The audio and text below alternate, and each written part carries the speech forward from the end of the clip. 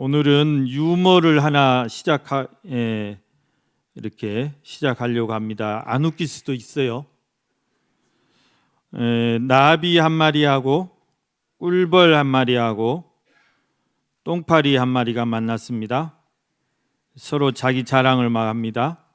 나비가 야, 너희들 이렇게 우아한 날개 있어? 날개를 펴보이면서 자랑을 했어요. 이번에는 꿀벌이 꽁무니에 있는 침을 탁 갖다 대면서 너희들 침 있어? 찔러본다. 이렇게 했어요. 똥파리는 자랑할 것이 없는 거예요. 똥파리가 뭐라 할게요? 니들이 똥맛을 알아? 그때요. 안 웃길 수도 있다고 그랬습니다.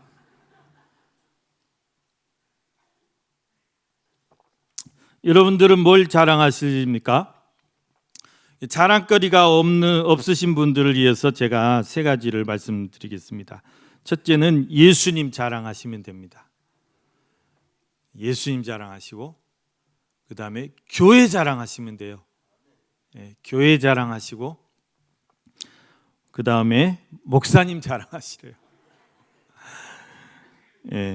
어제 전도 세미나 갔더니 강사 목사님이 전도 잘하는 비결 3가지 가르쳐 드리겠습니다. 예수님 자랑하래요. 그 다음에 교회 자랑하래요. 그리고 목사님 자랑하래요.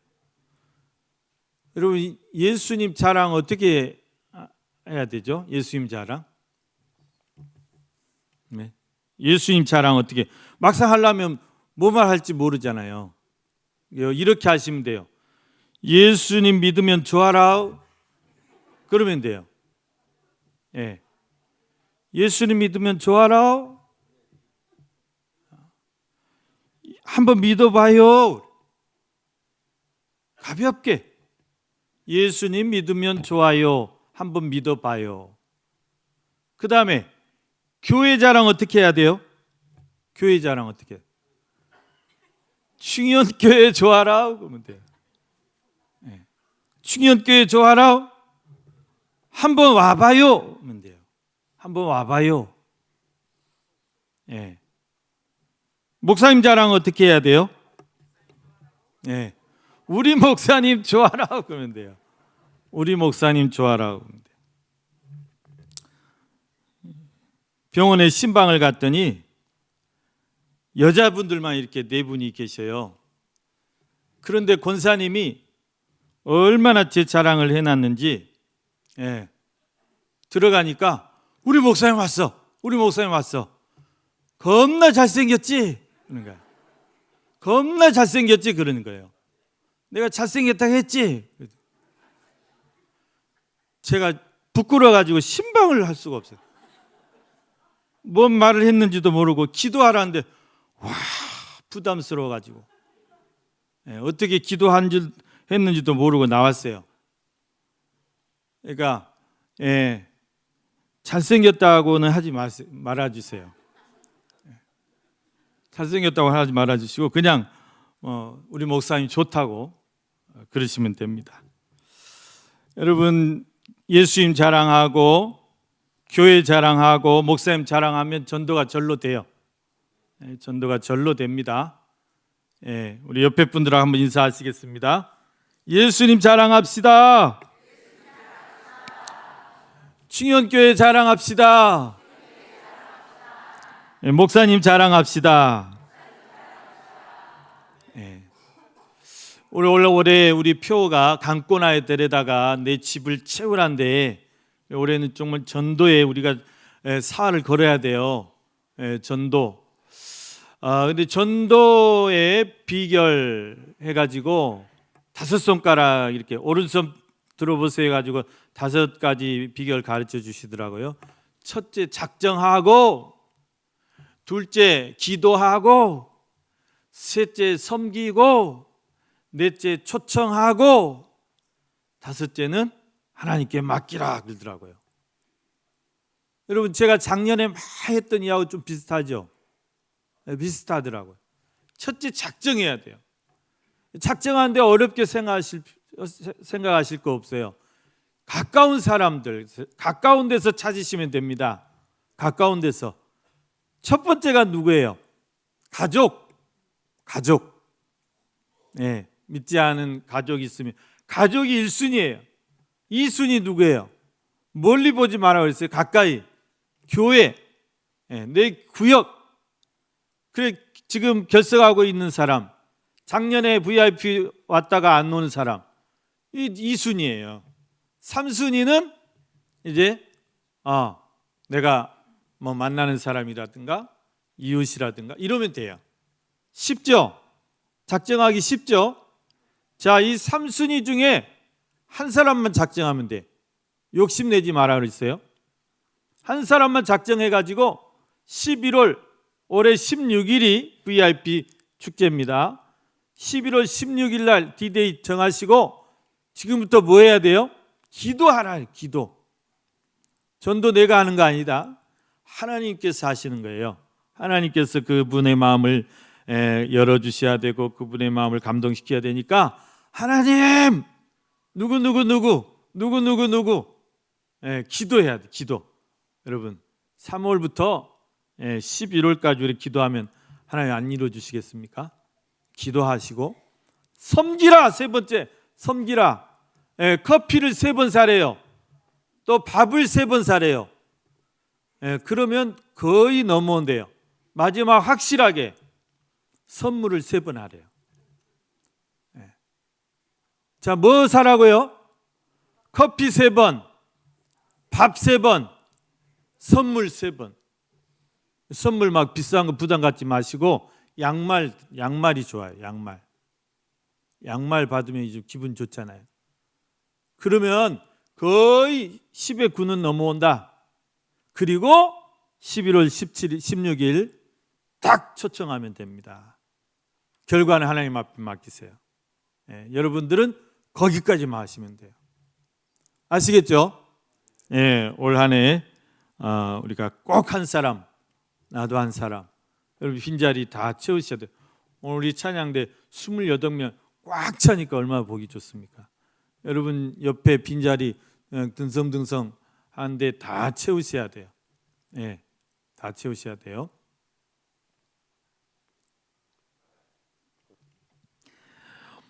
오늘 말씀 새 포도주는 새 부대라는 제목으로 은혜 나누시겠습니다. 여러분 너무 유명한 말씀이죠. 새 포도주는 새 부대. 그런데 오늘은 이 말씀을 하신 배경이 무엇일까? 또 이 말씀을 왜 하셨을까? 우리가 이것을 중심으로 살펴보고자 합니다. 여러분 오늘 본문 보니까 예수님께서 레위라는 사람을 제자로 부르시는 그 과정에서 일어난 이야기를 기록하고 있습니다. 여러분 레위라는 분이 있었는데 이분은 이제 레위 지파 사람이겠죠. 그래서 레위라는 이름은 본명입니다. 근데 이제 후에는 이분이 어떤 분이냐면 마태예요. 마태. 마가복음에서는 이분을 알페오의 아들 마태 그렇게 소개를 하고 있는데, 그래서 이 레위는 오늘 여기서 예수님의 부름을 받고 제자가 돼서 예수님의 12제자 중에 한 분이 되십니다. 그리고 우리가 사복음서의 제일 첫 번째 말씀인 마태복음의 저자가 바로 이분입니다. 마태, 레위. 그런데 이분의 직업이 뭐였는가 했더니 세리라 그랬습니다. 세리. 여러분 우리가 여기서 한 가지, 레위 지파 사람들은 원래 다른 직업을 갖는 게 아니고 레위 지파는 제사장 지파죠. 그러니까 레위 지파에 이스라엘 12지파가 있는데 레위 지파는 하나님께서 이제 구별했어요. 그래서 성전에서 제사장으로 섬기기도 하고 또 제사장을 도와서 이제 레위인들로 이렇게 성막일을 성직을 감당하게 하신 그런 지파입니다. 그러면 이 레위라는 이분도 이제 제사장 지파이기 때문에 예루살렘 성전에서 이렇게 성직자로 일을 하고 있어야 될 텐데 왜 세리를 하고 있는 것일까? 이런 이제 의문이 생기죠. 그런데 이제 우리가 이제 구약 시대에 보면 벌써 사사 말기부터 이 레위 지파들이 흐트러져요. 그 거룩성이라는 게 또 흐트러지고, 그러니까 벌써 사사 시대부터 그런 규정들이 흐트러졌으면 그 뒤로 여러분 1000년이 넘는 그 시간 동안에 또 이제 이스라엘이라는 나라가 또 유다라는 나라가 이렇게 포로로 끌려갔다 돌아오는 그런 여러 가지 역사적인 이제 변곡을 거치면서 이런 것들이 많이 희미해졌다, 그런 걸 느낄 수가 있습니다. 신약 시대에 오면서 그런 규정들이 많이 흐트러진 거죠. 그래서 이제 성전에서 성직자로 섬겨야 될 레위 지파 사람이 세간에 앉아서 세금을 걷고 있었던 것입니다. 여러분, 세리는 오늘날로 말하면 세무 공무원을 말하죠. 세무 공무원. 그래서 여러분, 오늘날 이 세무 공무원 하면 얼마나 좋은 직장입니까? 공무원 우리 준비하는 청년들 보면 세무직 하면 굉장히 어려워요. 또 세무직 되기도 어렵고. 근데 세무 공무원이 되면 아주 안정적인 직장이고 좋은 그런 대우를 받습니다. 그래서 이제 사람들의 인식도 오늘날 그렇습니다. 세무 공무원 좋은 직장으로 그렇게 알고 있는데, 그런데 이제 성경에 나오는 이 세리라는 이 직업은 그 당시에 좋은 직업이 아니었어요. 이거는 굉장히 그 유대 사회에서 아주 경멸의 대상이 바로 세리들이었다. 혐오의 대상이었다. 왜 그러냐면 이 세리는 어떤 일을 하는 것입니까? 같은 민족들에게 세금을 착취해 가지고 그것을 그 당시에 이 유대를 지배하고 있는 로마에 갖다 바치는, 어떻게 보면 로마의 앞잡이들이었어요. 앞잡이들. 우리 공산당 앞잡이 제일 싫어하잖아요. 일제 앞잡이들 제일 싫어하잖아요, 우리 사람들이. 그러니까 이 사람들 어떻게 보면 로마의 앞잡이들이었다.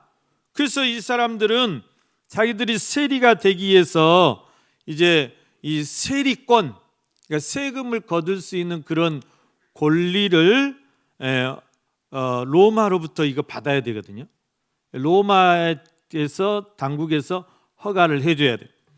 그러니까 여러분 그 세리권을 따내기 위해서 어떻게 했어요?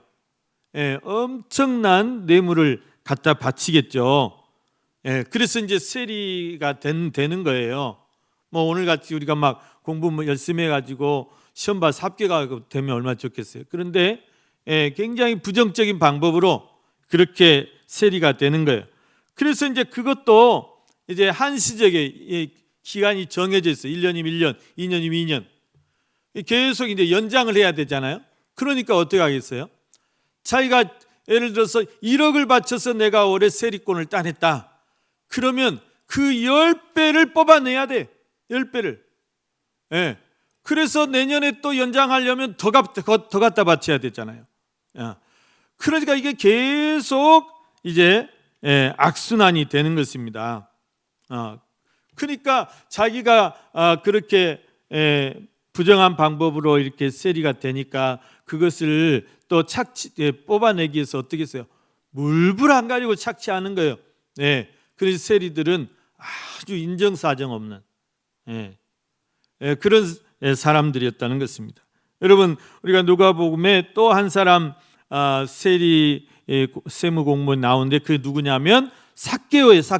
삭개오 키가 작았다고 그랬죠. 키 작은 삭개오. 그런데 이 삭개오는 세리 중에서도 가장 높은 세리장이었어요. 그것도 여리고라는 아주 무역 도시에. 그러니까 얼마나 이게 수탈이 심했겠어요. 그래서 이제 이 삭개오가 예수님을 만나게 된 예수님께서 삭개오를 만난 뒤로 그가 회개하고 예수님을 자기 집에 초청해요. 오늘 이 레위도 자기 집에 초청했는데 예수님이 가니까 이 삭개오가 예수님 앞에 그렇게 고백하잖아요. 예수님, 내가 토색한 것을 4배나 갚겠습니다. 그러니까 자기가 그만큼 부정한 방법으로 이제 4배만 착취했겠어요. 그래 4배를 갚아주겠다, 다 돌려주겠다, 그렇게 고백하는 것을 볼 수가 있습니다. 그러니까 여러분, 이 세리들은 이스라엘 사회에서 그 당시에 굉장히 민족 반역자들로 취급받았고 매국노들처럼, 그리고 이제 반드시 세리들이 고리대금을 합니다. 그러니까 어려워가지고 세금을 못 내잖아요.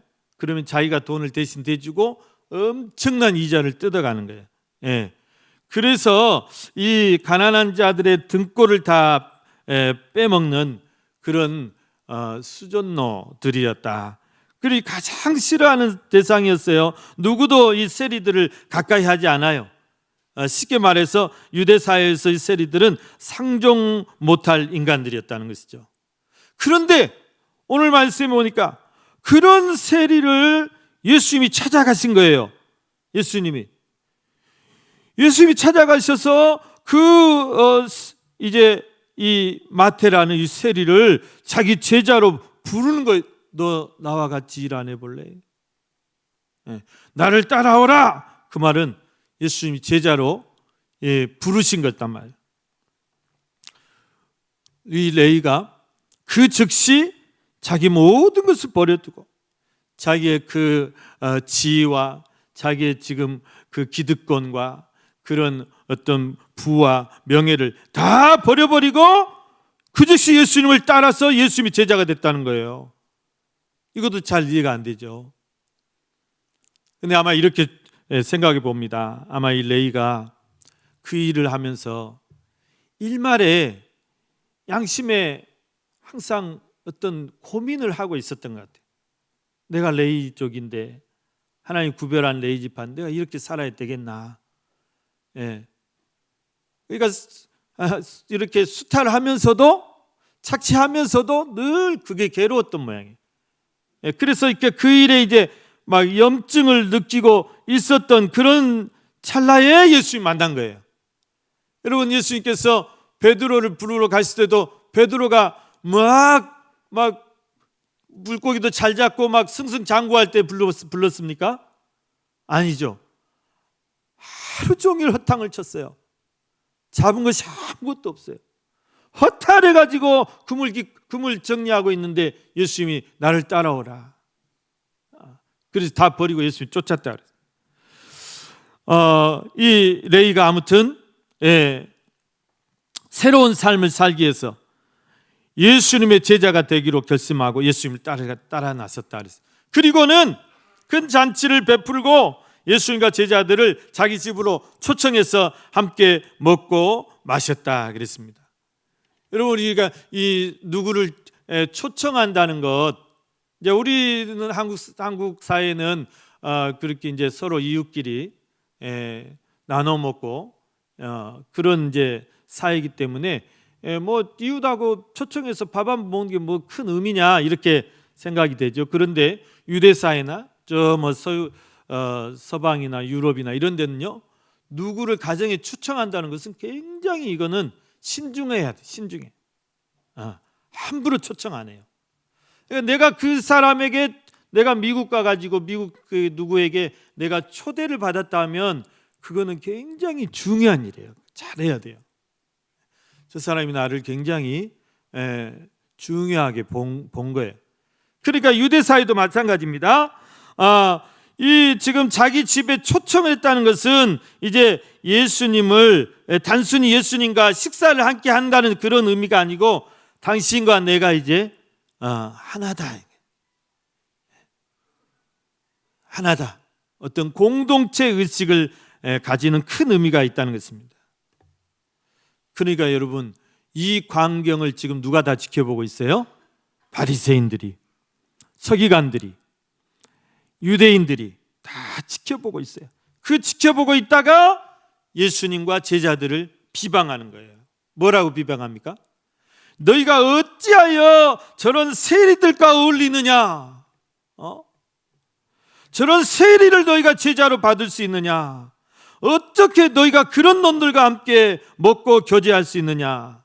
너희도 다 똑같은 놈들이다. 그런 비방이에요. 그런 비난이에요. 안 그래도 예수님을 곱지 않은 눈으로 보고 있던 사람들이 이제 잘 걸렸다 이거죠. 이 비난받을 빌미를 제공하는 격이 돼버렸어요.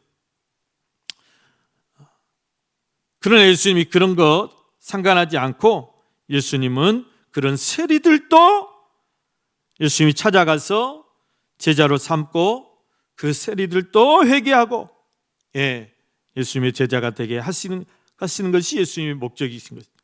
그리고 예수님이 그렇게 말씀합니다. 31절 말씀해 보면 우리 31절 다 같이 한번 읽어보겠습니다. 31절 시작.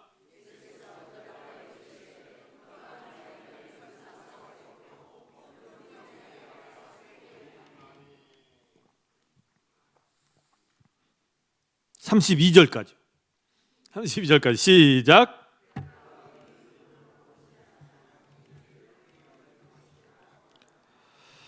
네. 건강한 자에게는 의사가 쓸데없고 병든 자에게라야 쓸데있나니 나는 의인을 부르러 온 것이 아니요 죄인을 불러 회개시키러 왔노라 그랬어요. 여러분, 예수님이 이 세상에 오신 목적이 무엇인지를 분명하게 말씀해 주고 있습니다.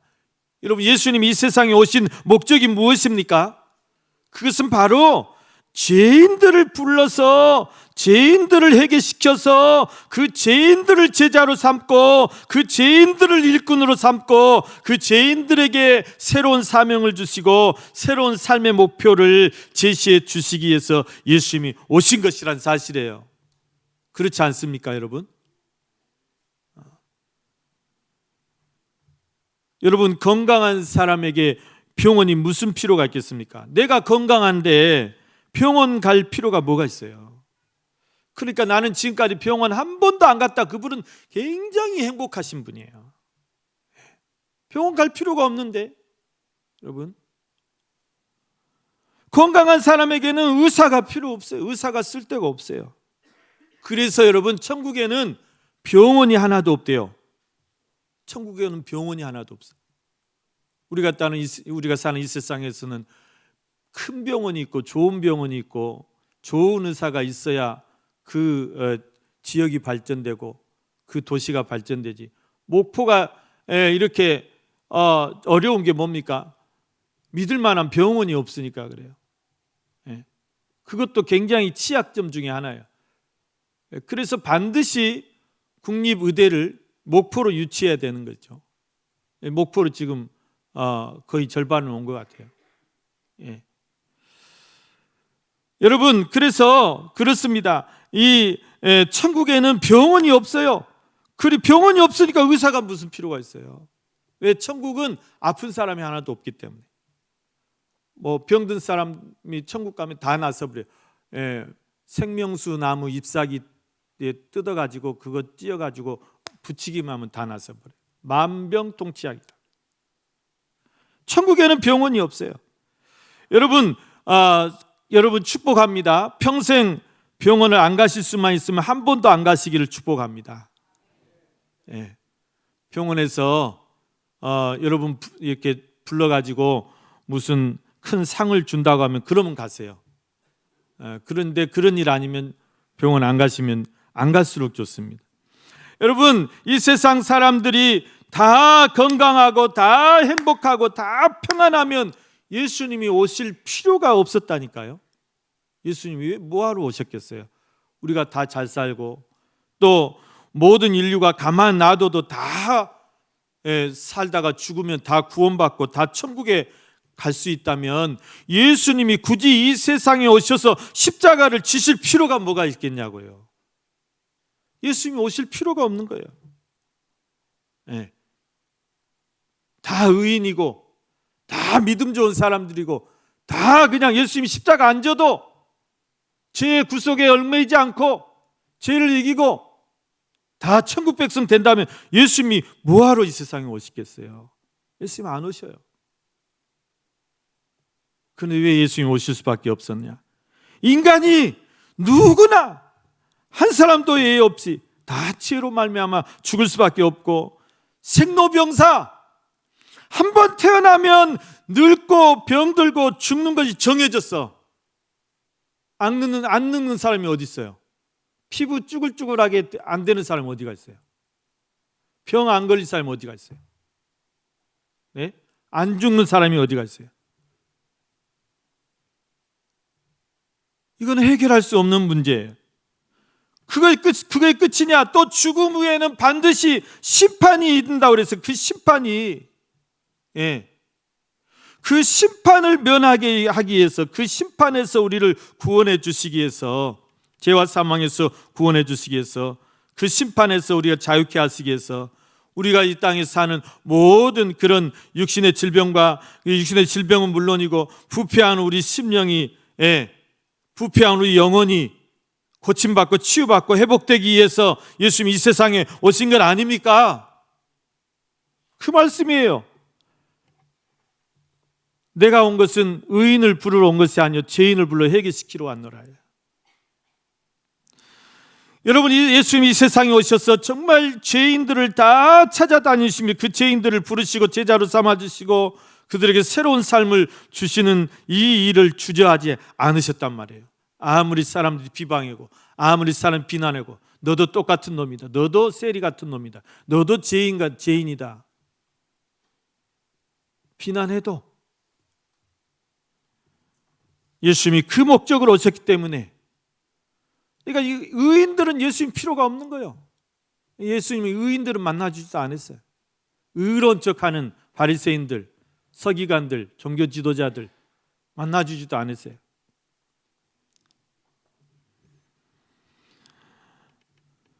여러분, 오늘 저와 여러분이 다 이전에는 내가 주님 몰라서 영광의 주님을 비방했고 그렇게 죄인들로 살아갔지만 예수님이 바로 저와 여러분을 찾아와 주신 줄 믿습니다.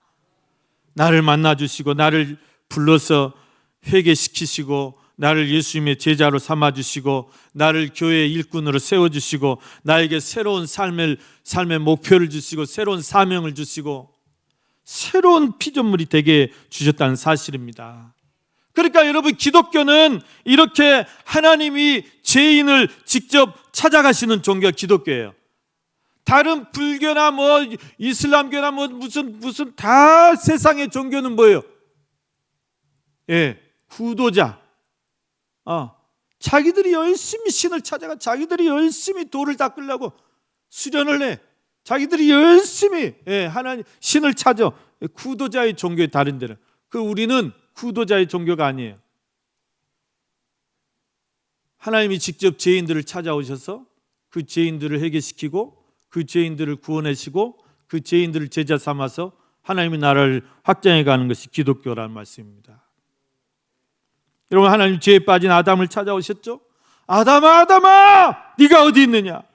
하나님, 제가 두려워서 숨었습니다. 왜 뭘 두려워하느냐? 하나님, 제가 하나님 말씀을 거역하고 선악과를 따먹고 두려워 숨었습니다. 두려웠던 아담에게 하나님께서 가죽옷을 지어 입혔다고 그랬어요. 구원의 방법을 가르쳐 주셨어요. 어떻게 하는 것이 우리가 구원을 얻을 것인가? 또 하나님이 모세를 찾아오셨죠. 한 번은 모세가 애굽에서 사람 패 죽이고 도망자 돼가지고 사막에 광야에 숨어가지고 낙심해가지고 있는데 모세를 찾아오셨어요. 모세야, 네 발에서 신을 벗어라. 내가 너를 바로에게 보내겠다. 가서 내 백성을 건져내라. 모세가 깜짝 놀랐어요. 하나님, 내가 누구에게 바로에게 갑니까? 내가 지금 그걸 살인하고 내가 살인을 저지르고 도망해서 나온 자입니다. 나는 바로에 가면 잡혀 죽습니다. 두려워 말라. 내가 너와 함께 하시겠다. 내가 너와 함께 하겠다. 하나님 그 두려움에 떨고 있는 모세를 민족의 지팡이로 사용하신 줄로 믿습니다. 여러분, 예수님도 마찬가지예요. 죄에 빠진 우리 인간을 찾아오셔서, 낙심해 있는 우리 인간을 찾아오셔서 우리를 구원해 주시고 우리를 다시 예수님의 제자로 세워 주시는 것입니다. 그러기 위해서 우리를 찾아오셨다는 사실을. 한 번은 그 사울이라는 청년이 막 혈기가 등등해가지고 예수 믿는 사람들 다 잡아 죽인다고 막 다메섹으로 예수 믿는 사람들을 잡으러 가요. 예수님이 사울을 찾아오셨습니다. 사울아 사울아, 네가 어찌하여 나를 핍박하느냐? 주여 니시나이까? 나는 네가 핍박하는 예수다. 네가 이제 후로는 이방인의 사도가 되리라. 핍박자 사울을 여러분 전도자 바울로 바꿔, 최고의 전도자, 최고의 선교사로 바꿔 주시지 않았습니까? 오늘 본문 말씀에서 멸시받는 그 세리 레이를 찾아오셔서 네가 나를 따라라. 예수님이 제자로 삼아서 너 이제 사람을 그만 착취하고, 너 이제 사람을 그만 빼앗고, 너 이제 사람들 그만 괴롭히고, 너는 이제 복음을 전하는 자가 되라. 복음을 나누어주는 자가 되라. 사람을 살리고 생명을 살리는 자가 되라. 새로운 사명을 주신 거예요. 세리 레이가 여러분 복음 전도자, 예수님의 12사도 마태가 되게 하신 것입니다. 여러분 그 주님이 오늘 저와 여러분에게도 찾아오셔서 우리를 위로해 주시고 우리를 제자로 삼아 주시고, 네가 이제 사람을 낚는 어부가 되리라. 네가 이제 축복의 통로가 되라. 네가 이제 구원의 통로가 되라. 땅끝까지 이르러서 내 증인이 되라. 그렇게 우리를 새롭게 또 새로운 사명을 주시고 새로운 삶의 목표를 우리에게 주신 줄로 믿습니다. 그 예수님이 오늘 우리에게 그렇게 말씀하세요. 새 포도주는 새 부대에 넣어야 할 것이니라. 오늘 저와 여러분이 다 예수 믿고 새로워진 새로운 포도주들로 믿습니다. 우리가 다 예수 안에서 새롭게 된 새로운 피조물들이에요. 그러면 새로운 피조물이 되었으면, 예수님이 우리를 그렇게 새로운 포도주로 담아주셨으면 우리를 어떻게 해야 되냐는 말, 우리의 삶도 새로워져야 된다는 말씀입니다. 새로워져야 돼요. 새 포도주를 갖다가 옛날 그 예수 믿기 전에 주님 모를 때 그 구습에 다 갖다 부어 넣으면 어떻게 됩니까? 그게 얼마나 어리석은 일입니까? 다 버린다고 그랬어요. 예수님의 십자가의 희생도 헛되고, 여러분 오늘 저와 여러분이 다 예수 안에서 새로운 피조물이 된 줄로 믿습니다. 고린도후서 5장 17절 말씀처럼 그런즉 누구든지 그리스도 안에 있으면 새로운 피조물이라. 이전 것은 지나갔으니 보라 새 것이 되었도다요. 새 것이 되었도다요. 여러분 예수님 다 믿으시죠? 예수님 믿는다는 말은 예수님 안에 산단 말이에요. believe, live가 살다예요. b는 believe 하면 거주하다 그 말이에요. 집처럼 어디에 거주하는 거예요? 인지저스예요. 인지저스. 예수 안에 내가 사는 거예요. 그게 믿는 거예요. 그게 믿는 거예요. 여러분 믿음이란 게 다른 게 아니에요. 내가 예수 안에 살고 예수 말씀으로 살고 그렇게 살아갈 때 여러분 우리가 다 새로운 피조물이라. 사랑하는 우리 성도 여러분, 저와 여러분이 다 예수 안에 새롭게 된 새로운 피조물이고, 예수님이 우리를 찾아오셔서 나 같은 죄인을 다 용서하시고 예수님의 제자로 부름받은 예수님의 제자들이 된 줄로 믿습니다. 이전에 주님을 몰랐을 때 내가 했던 모든 죄의 습관들 다 벗어버리고 낡은 구습을 다 벗어버리고 여러분 새로운 삶, 제자의 삶, 제자의 길을 걸어가시는 우리 충격교회 모든 성도님들 되시기를 주님의 이름으로 간절히 축원합니다.